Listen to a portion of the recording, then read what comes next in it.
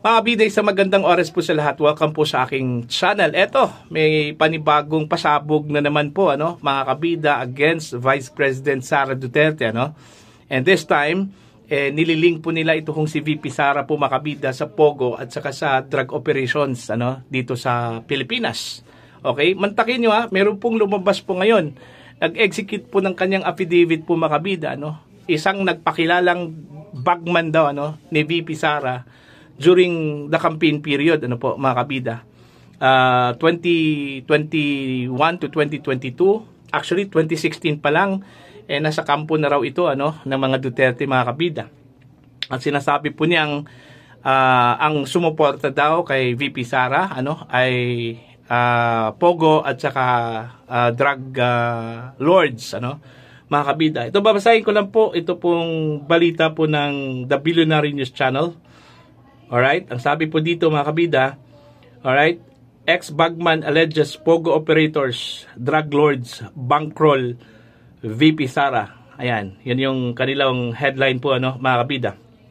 Okay, now, dito po sa kanilang balita, a man claiming to be a former bagman of Vice President Sara Duterte has surfaced, accusing the country's second highest official of benefiting from support allegedly funneled by drug dealers and Pogo operators. In an exclusive report in Billionaire News Channel's Politico Nightly, a sworn affidavit by Madriaga outlines what he described as years of covert involvement with the Duterte camp. Ayan. Ramil Lagunoy Madriaga, the self-proclaimed bagman, said he first came into contact with the Dutertes in 2016 at the height of the government's Oplan double-barrel campaign. He claimed he provided intelligence for the anti-drug operation and identified himself as a former intel operative who previously worked with the National Security Council, the Presidential Security Group, and the Intelligence Service of the Armed Forces of the Philippines. Madriaga said that by 2018, he was supplying intelligence reports for what he claimed were Sara Duterte's early preparations for a supposed 2022 presidential bid.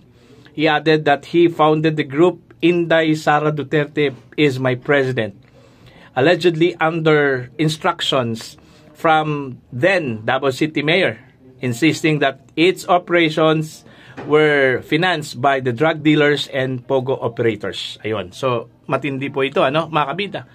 Nag-finance daw sa operasyon po nila, okay, with VP Sara, ito hong Pogo operators at drug dealers, okay. The affidavit also revives the 2018 magnetic lifter controversy. Madriaga alleged that Sara Duterte's husband, then associated with the Davao City Mayor's office, ordered him to secure the release of the magnetic lifter from the Bureau of Customs at the Manila International Container Port.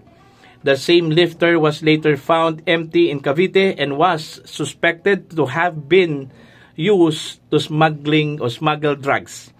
After Sara Duterte's victory as Vice President, Madriaga said he was instructed to assist in forming the Vice Presidential Security and Protection Group. He claimed he personally recommended Colonel Dennis Nolasco, one of his former students from the Presidential Security Group, as well as Colonel Raymond Dante Lachica, who was later tapped to head the security unit. According to Madriaga, he worked with Nolasco and Lachica in transporting large amount or sum of money to various recipients, allegedly on orders from VP Sara Camp. Ayan.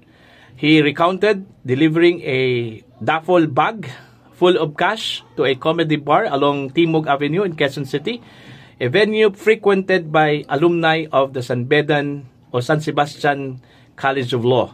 Ayan.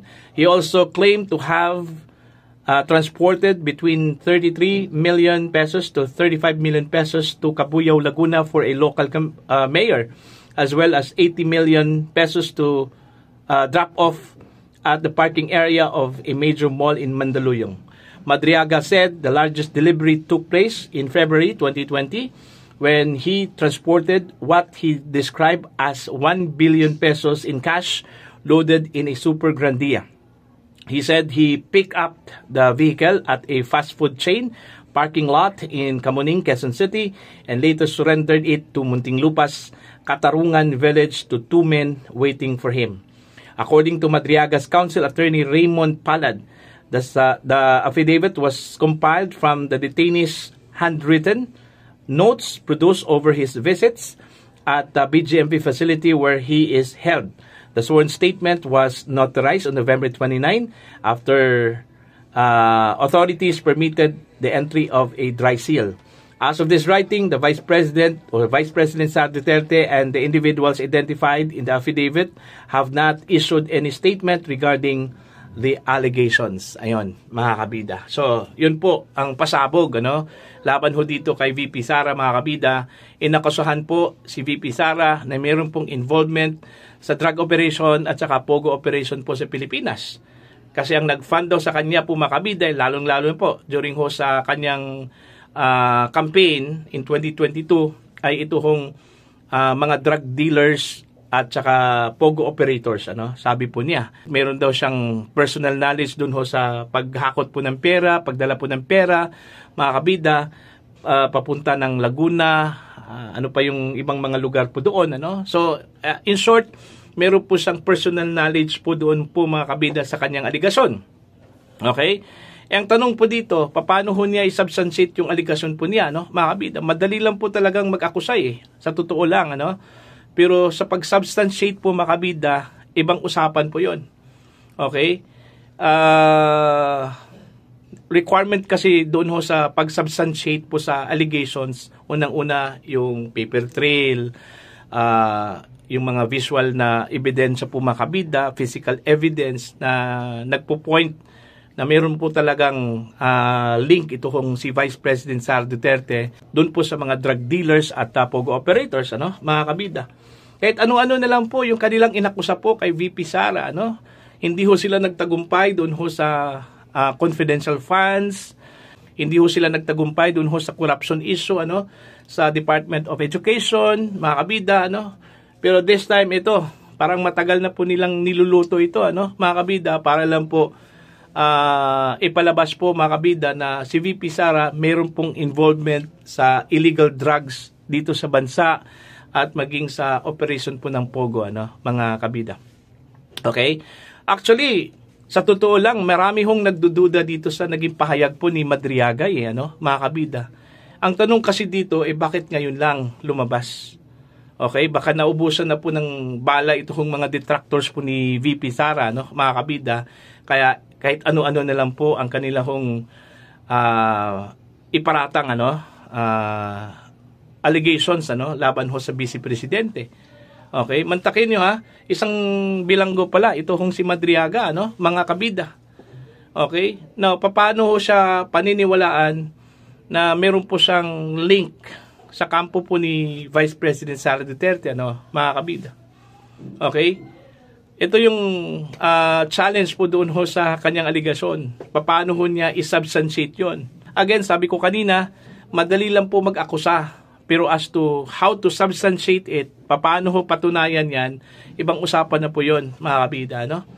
Okay? Yan yung hindi ko masasabing nakakalungkot kasi alam naman po natin na si VP Sara po, mga kabida, always po open sa lahat ng mga possibilities. Siguro ina-anticipate na po niya itong mga ganitong klaseng aligasyon laban sa kanya, mga kabida. Okay?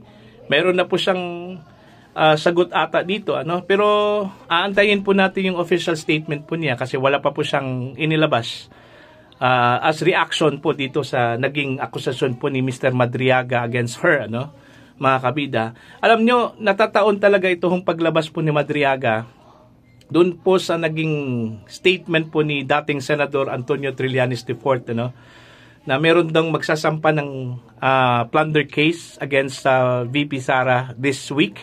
Yun yung sabi po niya, mga kabida. At ito po ay nataon sa paglabas po ni Madriaga po, mga kabida. May connection ba ito kung paglabas ni Madriaga at yung paglabas po ng statement po ni former Senator Antonio Trillanes, mga kabida, ano? Okay? Yan. Yung sinasabi po niya may connection si VP Sara sa mga drug lords. Unang-una po, patunayan po niya yan, mga kabida. Okay? Magbigay po siya ng mga pangalan kung sino yung mga drug lords na sinasabi po niya.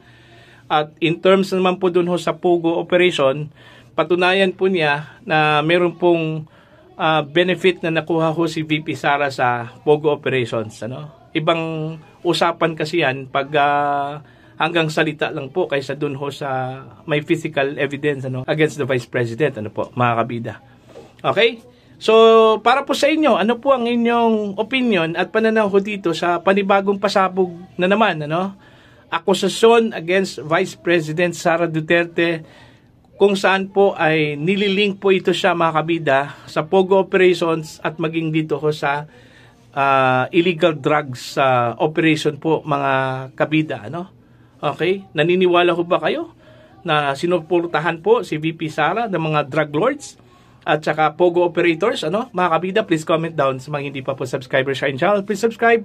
Just click the subscribe button, click the notification bell, click all para updated po kayo, mga kabida, sa aking mga uploads. Maraming salamat po sa inyong lahat.